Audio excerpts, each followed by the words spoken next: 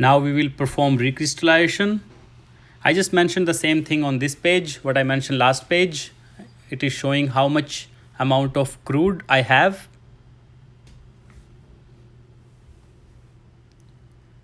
I'm going to transfer all the solid in a flask and going to place in a preheat water beaker where I have placed a thermometer as well to make sure the water temperature is below 70 degrees Celsius.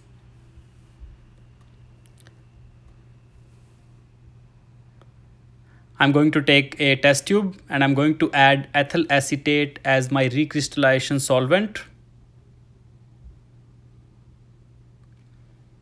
I'll make sure I don't fill it completely and it is 3/4 or less than that. What do you do after this? You need to make sure you use a boiling stone in the flask as well as in the test tube. Right now water is around 70 degree. I can take out my thermometer.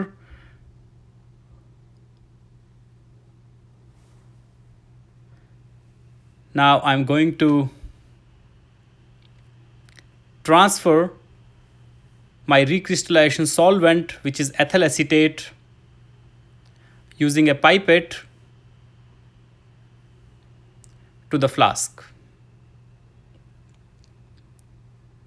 You need to think about why did I took ethyl acetate as recrystallization solvent.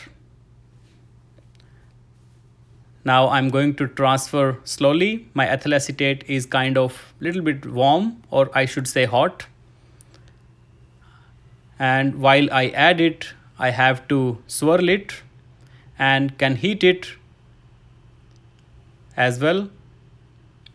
You can see that most of the solid has been dissolved. You need to make sure that you dissolve it completely. So I can add few more drops to make sure everything is dissolved.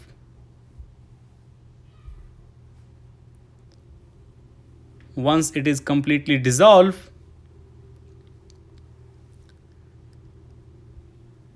I can let it come at room temperature. Now there are few questions, guys, think about it. First is, why did I choose ethyl acetate as recrystallization solvent? Why do you need to do recrystallization? Why I'm letting my flask come at room temperature? I can directly place it in ice bath. What's going to happen if I do that? I'm sure you know answer of most of the questions. If you do not know, you might want to check all the answers. And you need to make sure you write all your observation in your notebook.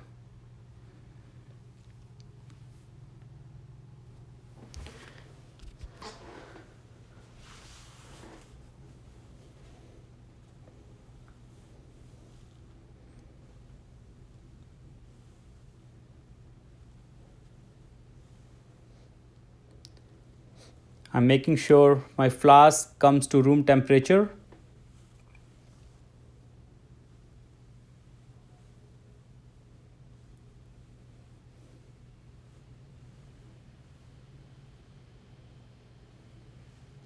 Just being extra cautious, I'm removing my glove and checking whether it is at room temperature or not.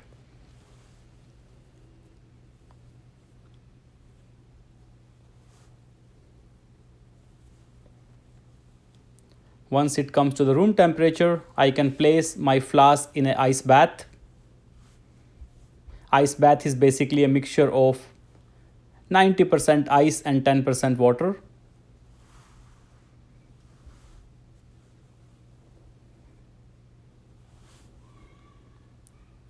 And I will wait until I see my crystal formation.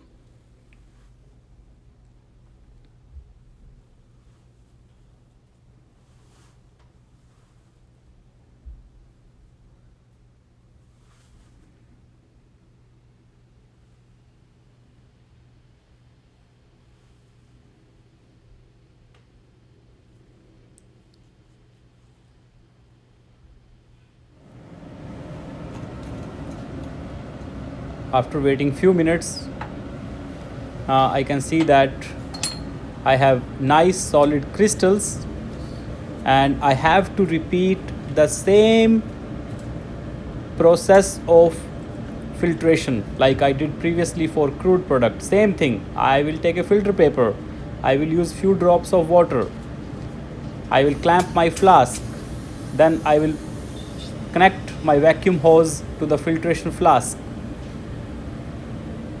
and I will transfer all the crystals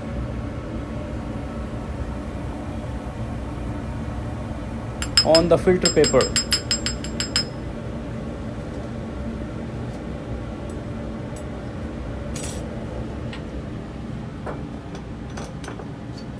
I can use few drops of solvent, maybe I can use ethyl acetate. Ideally it should be cold, but if you have to use few drops and if it doesn't dissolve your product, you can use it at room temperature as well.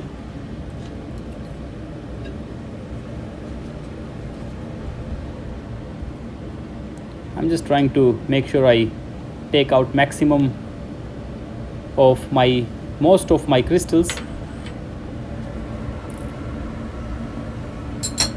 Now at this point, I want to spread all my nice crystals. And what is that black stuff? What is that black chunk of rock?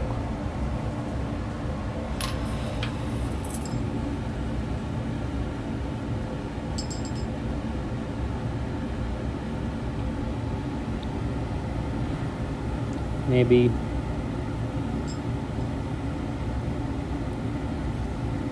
you see that? Yep, that's a boiling stone. I don't need that, so I can take it out.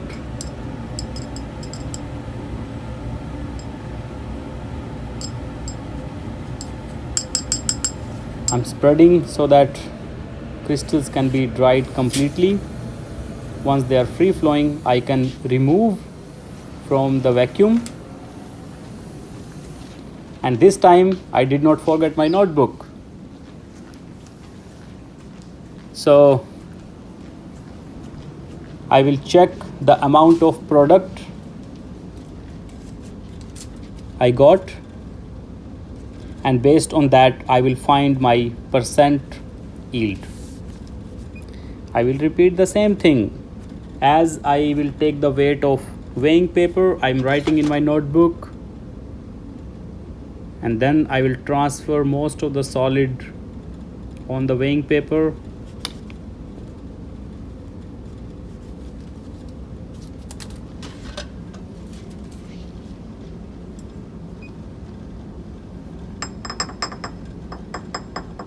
Because these are pure crystal, I want to make sure I get maximum of the solid, or I transfer maximum of it, most of it.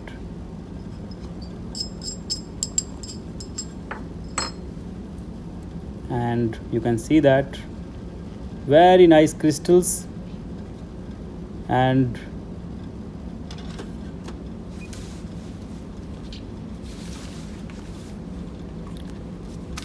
I started with around 2 gram. I only got 1.1 gram, but that's fine. As long as it's pure, I'm happy. It seems the experiment went smoothly. It was very straightforward. The experiment was a success, and I will share all the data with you all.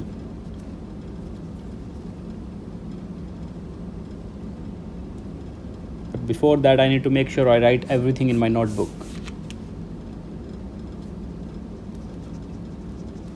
You can check NMR, you can check melting point to analyze your final product.